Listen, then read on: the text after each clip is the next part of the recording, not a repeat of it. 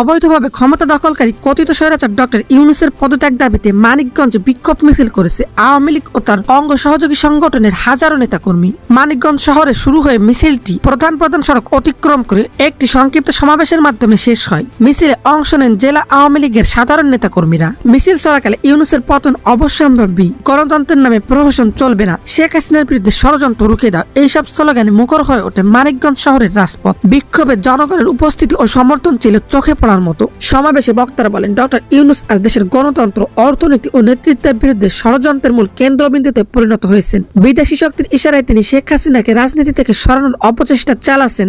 এ দেশের মাটি ও মানুষ তা কখনো মেনে নেবে না। নেতারা আরো হুঁশিয়ারি উচ্চারণ করে বলেন, অবিলম্বে ইউনূস পদত্যাগ না করলে দেশের প্রত্যেক জেলা উপজেলায় তার বিরুদ্ধে গণ আন্দোলন গড়ে তোলা হবে। সমাবেশ শেষ হয় জয় বাংলা, জয় বঙ্গবন্ধু ও শেখ হাসিনার সৈনিক আমরা স্লোগানের গর্জনে। দর্শক, মানিকগঞ্জ সহ সারা দেশের আওয়ামী লীগের এই গণজোয়ারকে আপনি কিভাবে দেখছেন? আপনার মতামত জানান কমেন্টে।